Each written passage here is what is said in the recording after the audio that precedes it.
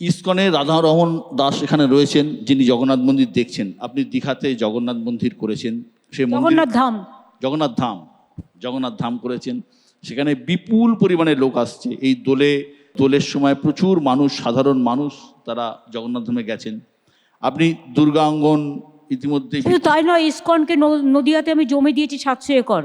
ওরা ওখানে বিরাট মন্দির সমস্ত বড় সিটি তৈরি করছে। কি দিয়েছে কি দিইনি? হরে কৃষ্ণ।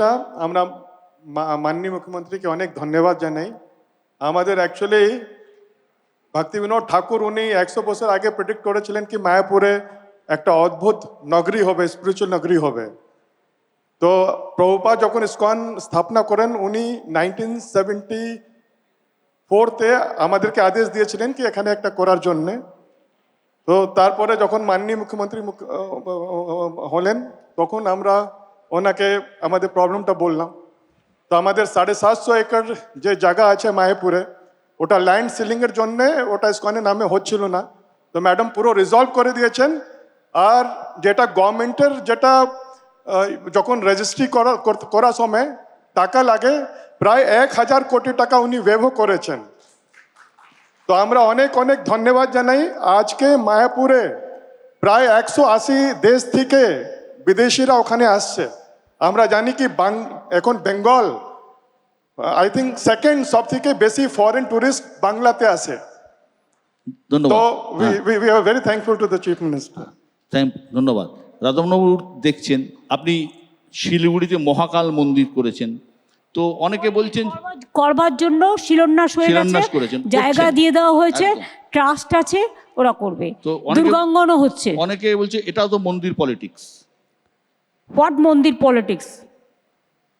মহাকাল হচ্ছে শিবের আর এক রূপ। ওখানে ট্রাস্ট আছে, আপনিও তো আছেন ট্রাস্টের মেম্বার। এখানে কত লোক আছে, ট্রাস্ট করবে, কেন করবে না? সব ধর্মই করি। পাথরচাপড়ি তো মুসলিমদের।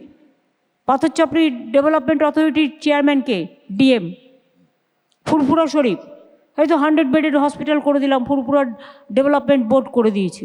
এইরকম অনেক আছে। হয়তো গুরুদুয়ারার গেট সেদিনকে করে গেলাম। কেয়া সত শ্রী আকাল জি, পাঞ্জাবিরা সবাই আছে, জিজ্ঞেস করুন ওরা ছিল কি না ছিল।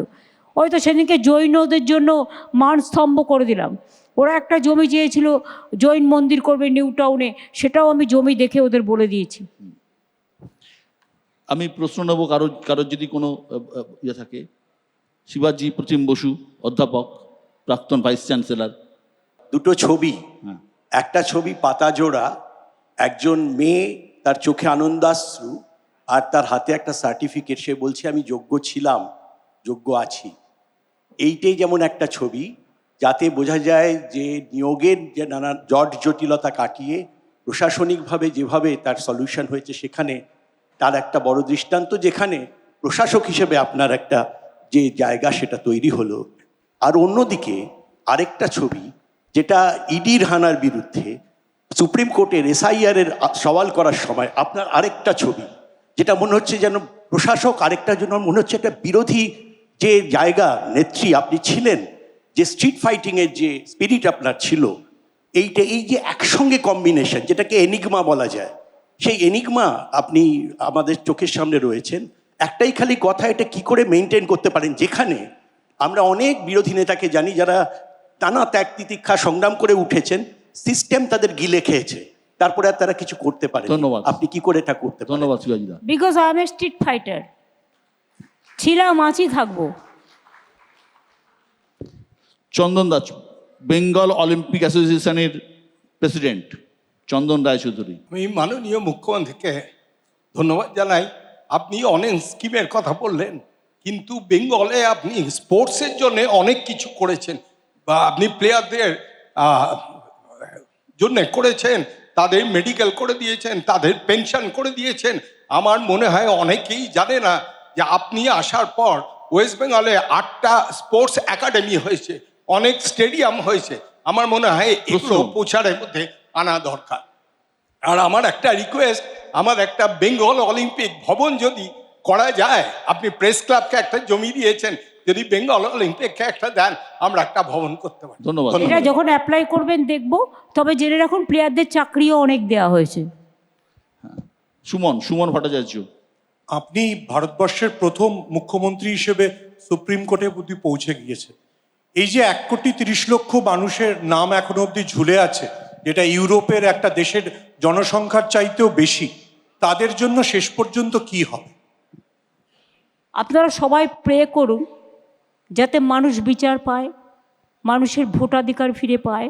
আমি তো এমন কোনো দরজা নেই যেখানে ঠকঠক করিনি মানুষের বিচারের জন্য।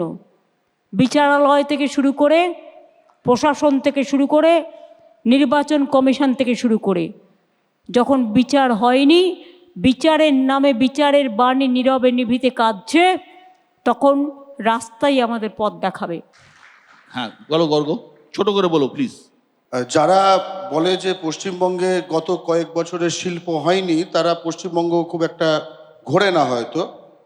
আমরা দেখেছি লজিস্টিক্স সেক্টরে, শালবনীতে, গঙ্গাজল ঘাটিতে, বড়জোড়ায়, বিভিন্ন জায়গায়, ঠিক আছে, বিদ্যাসাগর ইন্ডাস্ট্রিয়াল পার্ক আমরা দেখেছি, পানাগড়ে ইন্ডাস্ট্রিয়াল পার্ক, রানীনগরে, জঙ্গিপুর, সারা বাংলা জুড়ে।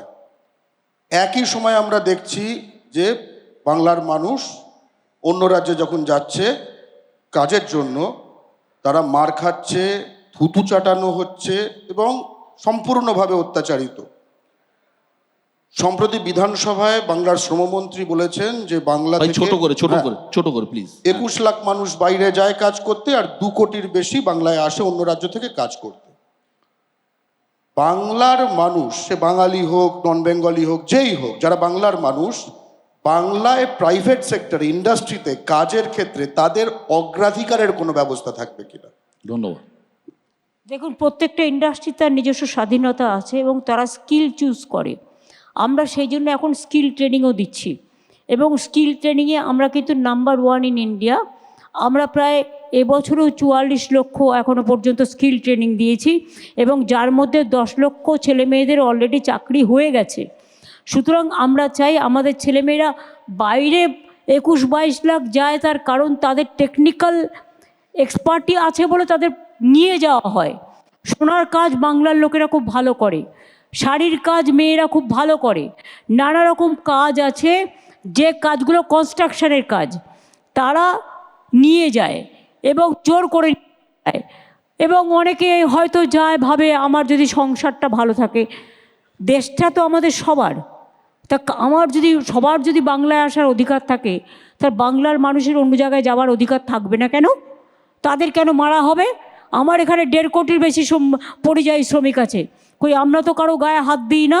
আমার এখানে কত মানুষ আছেন যাদের বিভিন্ন জায়গায় বাড়ি আছে, যারা বিভিন্ন রাজ্য থেকে এসছেন, তারা শান্তিতে আছেন, সুখে আছেন, কোনো অসুবিধে তো হয় না। তাহলে বাংলার লোকদের টার্গেট করা হবে কেন? এটাকে আমরা ধিক্কার জানাই। এটা বিজেপি রাজ্যগুলোতে হচ্ছে এবং কংগ্রেসেরও আনফর্চুনেট, ব্যাঙ্গালোরেও হয়েছে, কেরালাতেও হয়েছে। It is most unfortunate and sad. I condemn this. Doctor Rajarshi Bhattacharya. আমাদের প্রিয় দিদিকে তার সুস্বাস্থ্য কামনা করি। এত দুশ্চিন্তা থাকলে সুস্বাস্থ্য হবে কোত্থেকে? আপনি আপনার টেনিওরে অনেক বোল্ড ডিসিশন নিয়েছেন, সেটা আমরা সবাই জানি, এবং এর মধ্যে একটা অন্যতম বোল্ড ডিসিশন যেটা আমাদের অনেকেরই খুব ভালো লেগেছিল, সেটা হচ্ছে কলকাতা শহর থেকে আপনি কালো প্লাস্টিকের আস্তরণ সরিয়ে দেবেন বলেছিলেন। এবার সেই ড্রাইভটাও খুব সুন্দরভাবে শুরু হয়েছিল, কিন্তু হঠাৎ করে থেমে গেল। এটা একটু হলে আরো ভালো হয়। উনি যেতে যেতে দেখেন, আমি চাইলেই তো সব কিছু হয় না। এটা সামাজিক সংস্কার। বিশেষ করে কিছু হকার আছে খুব গরিব, আমি তো জোর করে তাদেরটা ফেলে দিতে পারি না। আমরা তো গাড়িও করে দিয়েছিলাম, এ তো ববি এখানে আছে, ও জানে, আমরা আইডি কার্ডও দিয়েছি হকারদের। এখন কিছু লোক যদি সে নিজে টানিয়ে রেখে দেয়, গভর্নমেন্ট কি তাকে 24 মানুষকে পাহারা দেবে না? 365 ঘন্টা, 365 দিন ওইখানে বসে থাকবে? কারা তো সম্ভব? আপনাদের সকলেরই একটা সামাজিক দায়িত্ব আছে। রাস্তায় থুতু ফেলা, এই যে বাস থেকে থুতু ফেলা, আমার সমস্ত রাস্তাকে নোংরা করে দেওয়া। সবাই যে জায়গাটায় থাকবে এটা তার ঘর, এটা তার মন্দির, মসজিদ, গুরুদ্বারা, গির্জা ভেবে সবাই যদি তার সামাজিক দায়িত্ব পালন করেন, তাহলে এটা হয়ে যায়।